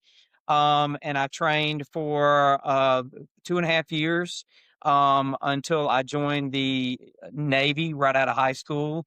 Got stationed for the first 2 years in the Middle East and just trained with whoever I could because I was all into karate. I had done football, I'd done some other sports, but uh, karate challenged me in a way that none of those other sports did. It uh, helped me improve myself, and it got me out of trouble at school and helped me learn to cope with the anger that I was feeling. So, my second 2 years of my enlistment, though, I was stationed in Yokosuka, Japan. And there were like 5 martial arts schools on the base there in Japan. So I found a karate school. It was Kyokushin Karate and started taking there. Took for 2.5 years in Japan, got up to high brown belt. And then I got out of the military, honorably discharged in 93. Uh, Shopped around, looked for schools everywhere, but I was so happy to be out of the military and have my freedom that I think I was traveling and doing too many things to focus down. And it wasn't until 2006, when I was teaching at a high school where the Spanish teacher wanted to start a martial arts school, but he wasn't a black belt. He hired Ronda's dad to come be the instructor, and then There we are. and I hit it off with him immediately. But then he got injured, and Rhonda had to step in to do the teaching, and that was how we met. And then we took over the school, a few years later, and then as she said, did the seminar with Carlos Machado. Kind of learned it from whoever we could, whenever we could. We traveled to teach, and then we met a brown belt in Brazilian Jiu-Jitsu online on a martial arts forum, and he volunteered to fly on his own dime from Virginia and do a seminar for us here in Demopolis. And so his name's Joe Cunningham. And he came and kind of just took us under his wing. Yeah. We became an affiliate under him with the Yamasaki Academy and trained under Joe for, what was it, 11 years, 10 years? Long time. It was a long time until they didn't allow any sub affiliates anymore. And so we went independent for a while, and here just recently got our black belts under Dave Frizzle out of Five Minds Martial Arts up in Huntsville. So long journey. When you got what was I going to say? I mean, what did you know about jujitsu before before your first introduction? UFC. When you went to Yeah, a lot of it was the seminar, UFC. right? Like we were Yeah, watching yeah. UFC back, like me and my dad were watching it when it first, And we had both dabbled in judo. Yeah. I'd done some judo in Japan when I was in the military. She had done some judo with a visiting black belt that trained at Taekwondo with them. So we had touched on a little bit of judo before we got into it, but it was mostly, she's right, it was watching the UFC and watching grappling, especially the early ones where it was Hoist Gracie, Yeah. and he was dominating all these other striking arts. I still, I will say that I thought it was more like judo until I took jujitsu. And so when I took judo under Mr. Mays, he was, it was all about the takedowns, very little grappling, randori. But we did know some submissions and what have you. But it just, I thought it was more like that. And they just did more stuff on the ground, But when we took the first, well, we were like educating ourselves on it, watching stuff, trying to watch some videos to kind of get an idea before we went to the seminar, so we wouldn't be completely clueless. But when we went, I was like, it was the first time ever that when I was in a guard position, that somebody was like, "You're doing excellent." I was like, because up until then, I was like, "Get off your back," you're doing it wrong. You're on the bottom. Doing You're everything. Yeah. I'm like, but I can do stuff here, and I'm so much smaller than everybody else. And so there was not any sweeping that I've been taught a whole lot in the judo. It was mostly just takedowns, and you had like so many seconds, to do a submission, or they'd stand you back up anyway. And so I thought I had an idea what it was until we took that seminar, and then it was like, oh, there's so much more involved. It was just amazing how much more it was involved than I had perceived up until that point. What really hooked me with it was I had done, Shotokan karate, I'd done Kyokushin and full contact kumite in Japan, and I thought I could fight pretty well. Oh yeah. And then I rolled with a blue belt when we did some free rolling up in Coleman at the end of the seminar, and he tied me into a pretzel about 10 times in 3 minutes. And I was like, know what to do. I don't know how to fight on the ground at all. You just So it took made me- away your fighting style away. Yeah. Exactly. And And that's what opened, jujitsu does. Yeah. oh yeah, it opened our eyes up to what we really needed to be well-rounded Yeah. martial artists. Yeah. We decided we absolutely had to take that because there was no option. Because we had all this, we had to add to it. We had to fill that circle. Yeah. We had to make that. Yeah. So Were you both watching the UFC while Hoist Gracie and while that was going on? separately, we didn't know each Yeah, we didn't know each other at the time, but Oh, we I were know, both but like watching. I'm asking, were you both watching? Did you? Oh, I have them. I still got them on DVD. I've got like the first 6 on DVD. we DVD or watched them VHS? Both. even when they were bootleg. I was I like, think I've got them on DVD. I think I may have one on VHS, but I think the others are DVD. I don't know what my dad would do with the old VHS. Like, he probably still has them, honestly. Because he told me the other day, I have a bunch of VHSs. Let's put them on DVDs. And I was like, there's no telling what's in that There list. was no telling. Yeah. So when you were watching that, what were you already thinking about? You have your martial arts that you were training with, and you're seeing him do what he was doing. I mean, were you already thinking, I need to close the circle at that point? Or were you still not 100% because you're thinking it's kind of like judo? I was thinking it was kind of like judo, to be honest, but I was a lot younger. My dad Yeah, was, you're however, like, still we young at got the to time. learn this. My dad was all about it. He wrote in letters to the UFC. Remember, at the end, it was like, write in a letter, and we'll, he was like, I'm going to do it. I was like, dude, you're Desperately wanted to older. fight. Nobody's gonna, you're so much older than everybody else. And he was like, I don't care. I'm going to put it out there. And he would have loved it at the time, and he did. He tried to find people that did it, but it was just like we were in the middle of nowhere in Alabama and there was nobody. Of course, keep in mind that's back in the 90s and early 2000s when there really wasn't. And, Johnny Lee was the first, I believe he was the first jujitsu person to bring that back to Alabama. He's from Alabama, and he actually trained in California and Texas and brought jujitsu back. I could be wrong about that, but to my knowledge, that's the case. And then other Mhm. black belts have come into our community. And then there's been several black belts made into, that's earned black belts in Alabama. But back, I don't know what year it was that he opened and started doing the jujitsu, but I believe he was the first one. Um, but we didn't even know about that at that time. So, my daddy was more about it.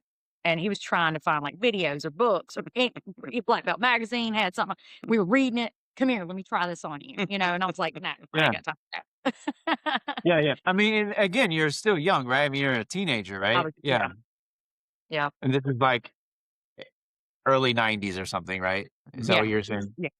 I was I Yeah. was I was definitely I graduated high school in '98. So yeah. I Mhm. was teen. But it was like there was nowhere to go and train, so it was very limited. But we did find, a black belt in judo that would cross train with us. He was a black belt in taekwondo with us, and we trained in judo with him. And my dad got a black belt, and I got brown belt. But it's very, very different. It's just very different. I tell that to people who train in judo. I was like, it complements it Yeah, 100%, absolutely. but it's just different. And it also probably depends on what judo gym you train at, so how much randori you actually do. But I thought I had a handle on it. I thought I had an idea. I just didn't know a lot of the submissions on the ground per se. But I mean, I could do one heck of a ankle lock. I was like, I could do that and a bunch of wrist locks that were some dirty tricks that I guess I wasn't supposed to do as a white belt. But um, you When know, you started uh, training jujitsu, was there a feeling like you wanted to only do jujitsu at that point or focus mainly on jujitsu at that point and less on the other I martial wanted arts? How everybody to was do that going on in this, your but head? unfortunately, I was trying to, like. We knew we needed to, we had to, because we were both very experienced strikers, but we knew we had to up our game quick. So we did focus a lot more on Our im- personal training. Yeah. improving in jujitsu. But we also had like Daniel started training with us around the time we started, Yeah. and he was very interested in MMA, and he had already fought a couple of times. We had other people coming to us that were interested, and we were fans of MMA, so we wanted to be able to produce really good MMA fighters, well-rounded martial artists that could compete well. And so it was us improving, but us also trying to bring people Yeah, along with we us for also the bribed ride. some of our adults Yeah, we taekwondo should. students. Was like, "Come do jujitsu Just with try us." it. We're, because I asked Johnny Lee, I was like, "Look, we're having a really difficult time. Like, we can't just come up there and train. We both have, full-time job. I was teaching fitness full-time and also teaching, I can't just leave in the middle of the week and every weekend can't happen. We have 2 kids and little kids and then also family Yeah. obligations and stuff." And he was like, "Look, just tell people you're white belt in jujitsu, have a class, bribe your students into taking it, and then, or, tell them they ain't got to pay. Just come take this class. Just tell them up front So you're a you have white people to belt. roll with And and you'll drill start with with. people, about 40, half and half, do 45 minutes of drills, 45 minutes of rolling." I misunderstood that. I will say we rolled 45 minutes straight. I knew they set It just times at so the seminar. excited you. Oh yeah. Yeah, no, we it was like 45 minutes straight and we had no idea what we were doing. But it was we loved Yeah. it. Like I loved every Yeah. minute of it. We understood later, like after we started training with some coaches and stuff. But yeah, so like we talked the Taekwondo students in training with us, and those were our sparring partners, but we were our main sparring partners, and then Daniel was also, so it was like sometimes it's just the 3 of us, Yeah, a and lot that of was all times. it was, Yeah. getting ready for fights even, sparring him, Mhm. getting ready. That was, fun and interesting, to do. but then, eventually did kind of grow from there. Yeah, I mean, like, your striking skills were at a high level at that point already, so it's more like you were implementing it into your overall it Right. wasn't like you were switching. Yeah, yeah. Right. Mhm. Yeah, and when you were doing competition, you said you were fighting I guess you're talking about competition, of course. Was it MMA or was it specifically jiu-jitsu or Well, I have fought MMA, but before then I did taekwondo and kickboxing. But then when we started doing Brazilian jiu-jitsu, like, yeah, we started competing like almost Yeah, immediate Yeah. because we okay. were both competitors. And so it was like, it just made sense that I would immediately, and I've always been a competitor, like even in other sports, like play softball and stuff. So I was like, no, I got to fight, let's find somewhere to go fight. And so we did. We went to some little wild jujitsu tournaments that was crazy back then. They don't think anybody running it knew what they were doing. When was Um, back then? What year? well, that would have been in 2008, like Two, almost 2008 to Yeah, 2010, somewhere in 2000, there. Yeah. yeah, 11. We yeah. didn't go to like a legit Brazilian Naga, jiu-jitsu. Yeah, Naga was the 2011. first jujitsu. Daniel and I were the first from our gym to Yeah. compete in jiu-jitsu, and we went to a North American Grappling Association tournament over in Atlanta, just me and him. And Yeah, kids I were sick. I had to stay home. I I was Yeah. I had gotten a blue belt like the month Yeah. before. Yeah, because Right. Joe Cunningham had come down, done a seminar, and it's like, congratulations, you're a blue belt. Now go compete. So I never even got to compete as a white belt. Well, there's a little podunk. Yeah, but Maybe I should. I don't really count those. So I Not even worth competed. mentioning. Yeah, I competed as a blue belt, and Daniel competed as white belt, and that was the first competition. And then we were like, "This is a lot of fun." They were giving out, Naga gave out samurai swords to the kids back Yeah, then. The really. kids were all like, "Oh yeah, we want to go." And so I think the next one we went to over in Georgia, we took a team with us, We and it did. Well, was we did not teach kids jujitsu right off the bat. Like when we started doing it, it was just us, and then we had talked those adults into training because we needed. Again, we wanted to be trained up as well. And then, like I said, we invited some of our best adult students. Was like, let's just do jujitsu until we all get better. And then eventually we're like, oh well, now when we got our blue belts, like, well, we kind of have a jujitsu team, and then we're like, we need to really start teaching the kids too. And so our kids team was maybe only a month, 2 months, I think 2 months of training in, and we're like, "Okay, whoever wants to compete, let's go." And so we did. We took a we got about team, 5 or 6 yeah, kids in that first team. and then some Mm. teenagers and like 1 or 2 adults other than us 3, coaching all day long, And then then compete. competing. Oh my goodness gracious. What are the, like, certain aspects of jujitsu competition that you like? The competition world, like going to the competitions and training for competitions specifically. If I someone's like thinking about, competing. Yeah. we tell our students all the time, we don't require competition. Nobody is required to compete. If you don't want to compete, you don't have to. But if you are training hard and you're rolling with the same training partners week in and week out, and you need to test yourself, competition is a great way to test yourself against somebody who has no idea what you're going to do. You don't know what they're going to do. You find out really quick what Work. you have that works and what you have that you need to work on to get better at. A lot of people compare one competition to like 3 months of training. I don't know if I would go that far, but it really, if you are the type of person who self-analyzes, you can learn a lot from a competition, especially if you lose. Yeah. I mean, we tell our students this: you never really lose at a competition. You either win or you learn. Because if you lose, a lot of times it's gonna remind you of what you did wrong to cause that loss to happen, and help you improve on it. So And like again, I was competing young, but I have like generalized anxiety disorder. So like my dad was forcing that on me. He was like, "You don't get a choice. You're going." And then I would get so sick before competitions, like so sick. And Yeah. it was all that major anxiety, not knowing how to deal with it. And so his answer to that was, you got to do do it some more more. of it until it gets desensitized and you're going to overcome it. And there's no other option. That's just what you're going to do. And then it did. It worked for me. So going into the jujitsu, I was like, it started all over again. You know, you kind of get it's something new. So I was like, but I overcame that, and it wasn't as bad because I had all that working knowledge of how to deal with that anxiety, unmedicated. You know, some people need it and some people don't, and I chose not to. But going into that tournament, I tell our parents of kids that have like anxiety or they have, you know, anxiety is very crazy. Like people say they have anxiety, but they may have just normal anxiety. And then there's people who have like real disorders with it. And like it's Sure, violently sure. sometimes, right?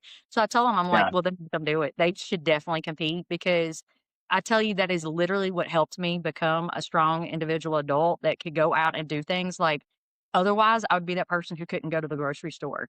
I, like it is Okay, like we can yeah. laugh So you're about you're it, but you're it's talking about reality. you had anxiety pretty bad. Yeah. Yeah. Oh yeah.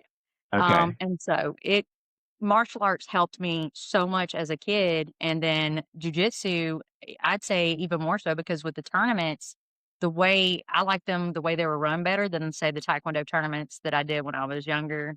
There's nothing wrong with them, but it's not just, kickboxing would be closer to the same feeling I got from jujitsu tournaments is that you got one-on-one, so you go out there and like you just have to perform and you have to overcome yourself. Sometimes you don't perform well because you allow your mind and your emotions and your anxiety kind of overcome that situation, but eventually you're going to get to where you can distract that. You can like turn that off and you're just in the fight. So like my oldest son would say that he's like, when I fight, I like have no face whatsoever. He's like, you almost look like a psycho when you're out there because it's like no emotion. Yeah. I was like, because I'm in the game. I'm doing my thing, I was like, so but that also allows me to deal with like major issues coming up. And I tell the parents that I was like, what's going to happen when that kid, something happens at school or something happens on the playground, something happens, whatever, and they have to deal with all these things going on. They need to learn how to be able to control that. And one of the things to do is going to a tournament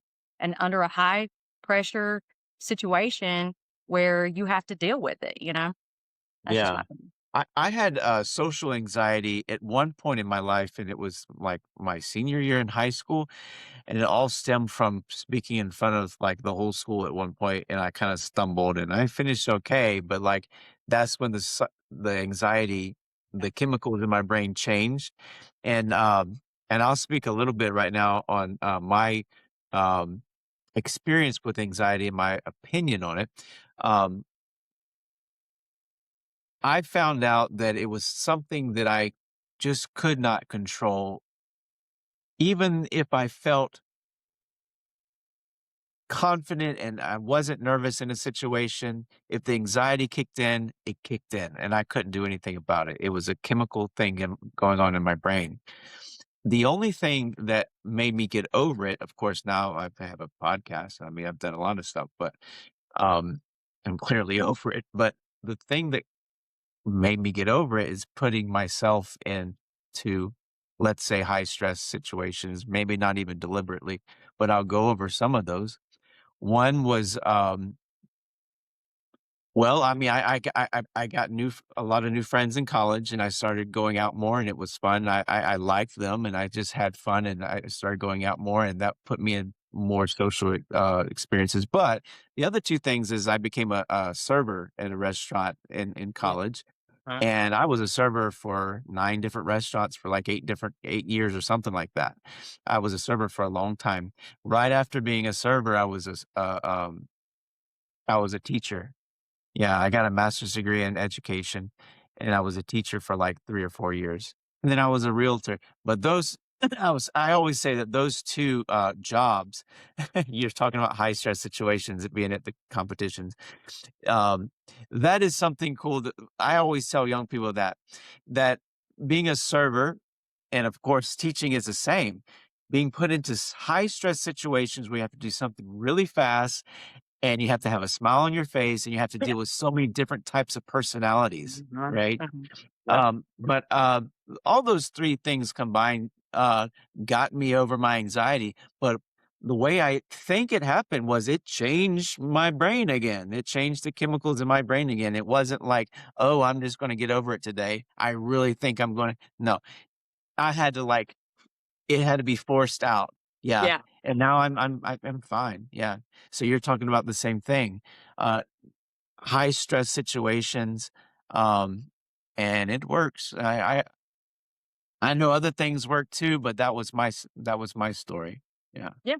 Yeah, I mean, I agree. You know, it is, especially with a server job, I can see that in teaching because you're having to be in front of, and he's a teacher now, administrator, but I taught martial arts. I know it's not exactly the same thing, but I had to get out there. I had to learn how to speak to the adults as if I was an adult, even though I was not an adult. And Yeah. so it wasn't just a competition as a child; it was the whole package, really. But the tournaments made me violently sick. At first, it was social anxiety, and then they eventually said general because it was everything. But it was the age to Okay. hit puberty and stuff like that going into that. Yeah. But yeah, absolutely, getting out there, Do you guys forcing yourself to do the things that you're afraid of, is what's important. do you guys com do your students compete in MMA or any other martial arts other than jujitsu? Yes, so we Yeah. have tournaments, kids that compete in taekwondo tournaments. Um, I don't have any adult competitors in taekwondo right now, but kickboxing, not right now. We don't have anybody competing in MMA, but we have had several compete in MMA and And kickboxing. in kickboxing. Yeah. And do you have MMA classes or everything separate? We don't have any MMA classes right now. We're about to start them back up next month, but We're in a very small town. yeah, You know, there's around 7,000 people live in this town, yeah, and so 6 and 7. rural community. We'll get somebody interested in fighting MMA. No, take it. We'll get people walk in, tell us that they're going to do MMA. They've watched the UFC. It's so easy. They could do it. They want to fight our best guy, and then they'll never come back. Yeah, So we get serious, real serious inquiries about really fighting with people that are willing to put in the effort to prepare for a fight only a few times a year. And the rest of the time, we really tell them if they come in and they're really overzealous, we tell them, look, you want to get some competition experience. MMA puts you in a one-on-one situation in a cage, and everybody's watching. It's good to get a Yeah. little experience like in jiu-jitsu competition and kickboxing competition before you step into that cage. And so we require our fighters to do yeah. some jiu-jitsu competition, do a kickboxing competition We so do that a lot of they're ready. jujitsu tournaments Yeah. every year too. But yeah, they have to do jujitsu competitions and kickbox competitions before we'll corner them for an MMA fight. Just because I don't want that to be the first time they stand up in front of everybody and compete in something like a combat sport. Yeah, and in jujitsu competition, there's like there's a lot of competitions going on at once. Right. Everybody in the building is not focused on you. You have Right. your little crowd there, supporters on each side watching. So that's the biggest reason why it's different, right? As far as the Oh, onlookers, yeah. right? Yeah. Mhm. Um, can you tell me, let's do individual answers. Can you tell me what jujitsu has been for you? Like just how's it changed your personal life? If you can like sum it up in like, you know, 20 seconds or something. I know you've kind of gone into detail, but like maybe explain it a little bit differently. What it's done for you in your personal life? Sure. It does a lot for me. I am 55 years old, and I am in great shape for my age, and I owe that all to jujitsu. I used to lift weights, and do high intensity interval training, but I roll and I drill, and that keeps me in tip top shape because I'm rolling and drilling with, you know, 18 to 25-year-old kids all the time. So I have to Yeah. keep up with them. So it has helped me stay in shape for my age, and that in turn has also helped me deal with the stresses of being an educator. Because as you pointed out, it is a high stress job. You have to deal with parents and sometimes unruly kids, and you have to keep an even keel and a level head. And I get a lot of my stress out in the jujitsu classes. when I'm rolling, and that has helped me stay in education for now 21 years. So Yeah. Yeah. Yeah. Being a I'd teacher, it's not say just stressful because you're in front of people. It's so much more. oh It's a yeah, thousand other things. Yeah. everything, everything. Yeah. Yep. So, I'd say jujitsu, because jujitsu to me was more like a lifelong martial art. I mean, I can do taekwondo forever and I can teach kickboxing, but kickboxing sparring is not going to be a forever thing for me. At some point, it's going to be much harder. I'm gonna have to do lighter stuff. I'm already doing lighter sparring now than I ever did before, and I don't do it as consistently. And so, but with the jujitsu, like I can do it forever, and I have, Yeah. it's changed a lot for me in that. Um, I have rheumatoid arthritis, so I was worried when I got diagnosed with that. I was like, "How am I gonna be able to continue doing jiu-jitsu?" But I Yeah. can. Like, I can do it. I just have to have the good sparring partners. Some days are better than others, and I feel like because of that, it's allowed me to keep that fighting going on that I enjoyed so much from my youth and doing martial arts for the first part. It's fun to do the training part, but it's more fun to do the sparring. And then also it gets like stress out in a really positive way because I'm not like mad at the people I'm sparring, but I can fight really hard with them and then turn around and we can hug each other afterwards and it's awesome. And then you get that out of your system. Like, you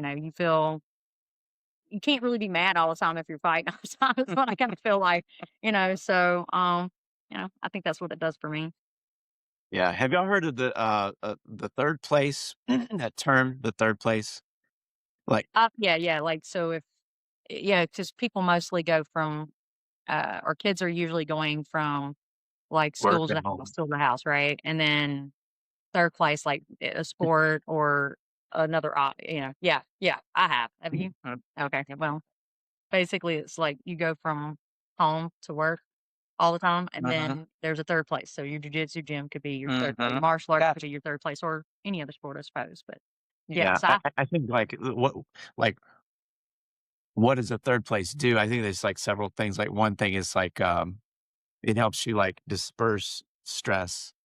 Yeah, instead of bringing everything home from work, and Mm-hmm. then well, vice versa. absolutely. And Martial then also arts. socially, it's like a place where, for sure, for adults to have social time. I mean, that's a huge thing for adults with kids. Yeah, Yeah. Also, martial arts in general, like, because I did martial arts pretty much my whole life, like, it allowed me to come in contact with people that maybe I wouldn't normally come in contact with, good people, not bad people. I train with people from all over the country, all over the world, and from different backgrounds and races and religions and cultures, and we all get along because we're all like there for that one thing, and I feel like martial arts and jujitsu specifically, has allowed that. And like you get along with these people and you find that common ground. So it's not just like I'm getting to meet the same people in my own community, but we go to a tournament, I encourage our kids to get to know your competitors. If you can cross train. That's a great way to get to know other people from other areas. And it opens up your mind about, the tolerance and everything for other people as well. So, like, you become a much more, in my opinion, you become a much more humbled person and then accepting, and you have empathy for other people because you can kind of see where they're coming from. Not everybody's going to be the same, and that's good because we don't always want to be exactly like each That other. would be boy. Yes. yeah. Because anybody can do jujitsu. It's like a restaurant. Yeah. Yeah. Anybody can, everybody eats. So you see all kinds of people in a restaurant. Yeah. Yeah. Same thing with jujitsu. Unlike striking, a lot of striking martial arts. Yeah. I just think Yeah. it's more so that way than any other martial art as far The as being accessible. the big thing that separates that we've noticed, and we've talked to this about with our old instructors about this, is the sparring, the tap. Being able to tap or say stop and you reset is allows Yeah. for that level of sparring where you can go really hard rolling, and if you get uncomfortable, the other person gets them, they can always just tap and reset. you really can't do that in striking Yeah. sparring. I mean, it's like Ronda said, if you step the wrong way when I'm throwing that Yeah. overhand right or that round kick, you step into it, whether I'm pulling it or not, it's gonna hurt. So it wears you down more. It's um more damage on your body that you can avoid in Yeah. jujitsu sparring just because of that tap. Yeah. Because my dad's 80 years old, Mhm. and he's a purple belt, um, and he Oh, still wow. comes and trains. He He does, don't He come and does train what he as much as can. he used to, but I mean, he definitely comes and he can do but he it. still comes.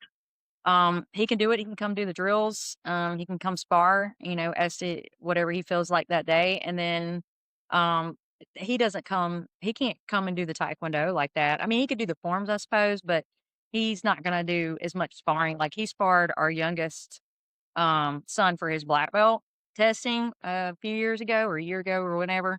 And I think that's the last time Yeah. he'd done any kind of striking sparring. Yep. And he's Mhm. like, it's a lot harder, on his older body, to deal with that. Whereas the jujitsu, it's like if you get in a position that is uncomfortable or you are in pain, you can say, okay, like, let's stop for a second at his age. I encourage that for anybody who feels uncomfortable anyways. And you need to stop for a second, stop. Because it's meant to be fun. It's not Yeah. meant to be painful all the time. Yeah, But and jujitsu is striking, just as much about, subduing the other person than hurting them, right? Right. yeah, Right. exactly. Getting them to tap. Yeah. Right. Um, why do people love it there so much? Why do people keep coming back?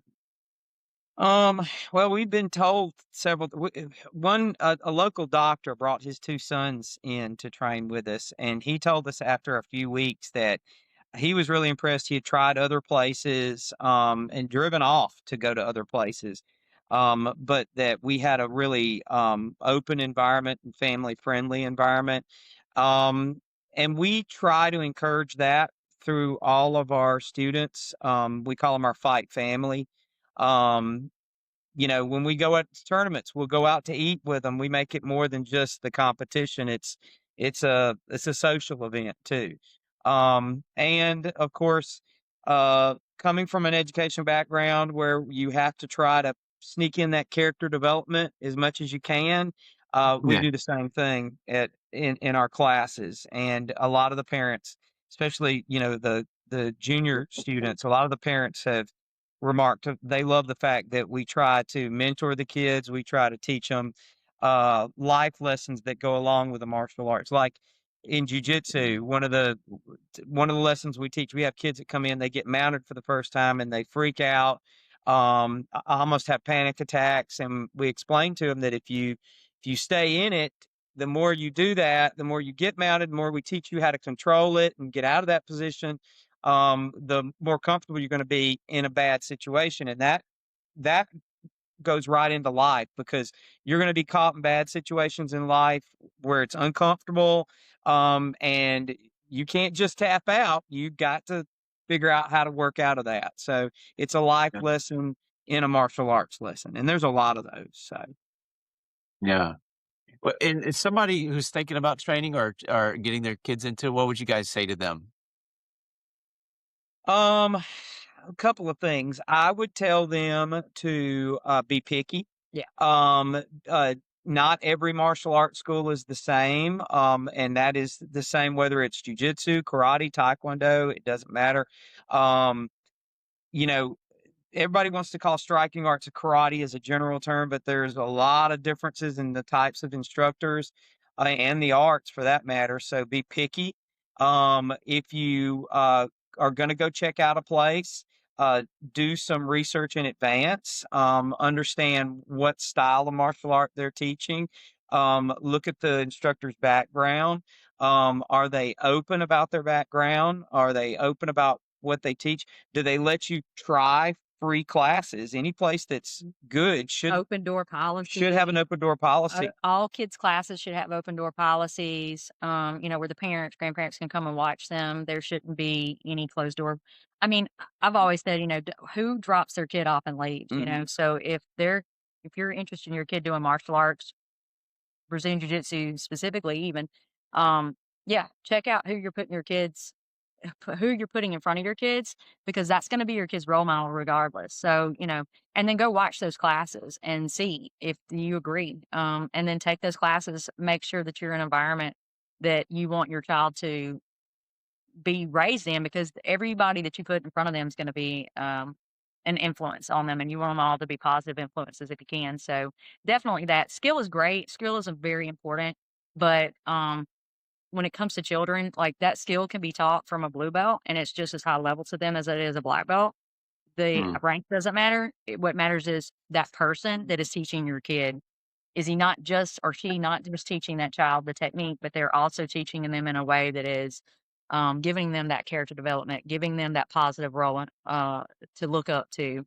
So that's more important, And in my opinion. and I would say for adults, it's not that much different. Where do you feel If comfortable? you feel if you're gonna train at the jujitsu gym, you need to feel comfortable there, especially if you're a female. Yeah. And so it needs to be an environment where you feel comfortable with the people you're training at, you feel confident in their level of skill and what they're passing on to you. So Because some gyms don't have a lot of women, but that's okay because, there's always going to be more males than females in martial arts and combat sports in general, just statistically, I think. But does that gym not have any females? Does that gym only have, you know what I mean? Like you need to Yeah, check, yeah. especially as a female. I know as me as a female, I was okay going into gyms that did not have female students because there was none back then. And then my dad was there. So, I had family there. My mother trained, my sister trained. But then when we started doing jujitsu, I called Johnny Lee and I was like, hey, I'm gonna come. I'm just letting you know up front. I'll practice and train and drill partner with my husband. He's totally fine with that. And he's like, no, I'll make sure a female's there. And he did. He had to like make Yeah. sure one of his female students showed up because there was no other female there. It was ridiculous. But now, you go and there's so many girls and females in Brazilian Jiu Jitsu, and that's awesome.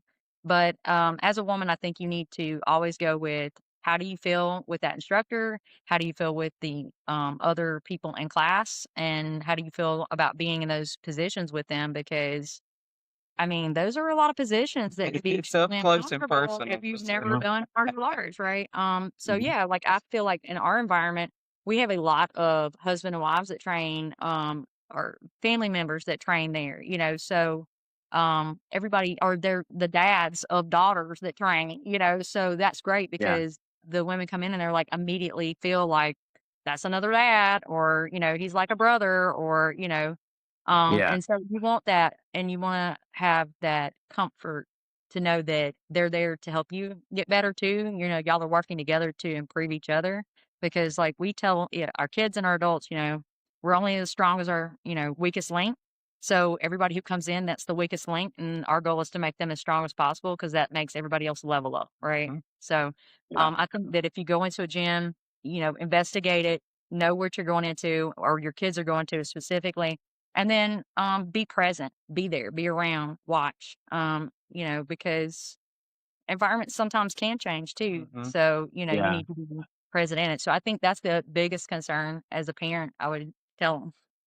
Um, Yeah. Don't set it and leave it. Yeah, of yeah. course. Yeah. Don't just assume that it's a year-round sport, so it's, Yeah, don't go forevermore. about a So competition record. Go about the character in class, Yeah. because Yeah, the that's far competition more not record like important. it's just a pretty. season. Yeah. Yeah. It's a more permanent thing. Yeah, it's almost like, a teacher at school, right? It's a year-round thing. Well, thank you guys so much. We had fun. I loved it. I mean, your anxiety background, that's really cool. I know you get to, add a lot to your teaching with that. And then your education background, I know how that is because I've been there as well. There's a lot of little nuanced things that you can add. I thank Mm. you so much for your cool stories. Thank 31-year-old you. story. There was a lot. Yeah, yeah. It's a really cool, and it's so. I love the fact that you guys do so many different martial arts, and so I know you get like bring different perspectives to jujitsu as well, right? Yeah. So I thank you guys for being on. Well, thank Thank you you. for having us on. Yeah, for sure. We had fun. I hope y'all have a nice night. Get your cat before it runs away. If you see something, She's is waiting it on going out the supper. window? That's why she hasn't moved. All right, all right. Well, y'all have a amazing night, and I'll talk to you soon. All right. Right. All right, Thank you you. too. Bye. Bye-bye. All right. Thank you guys. Bye bye.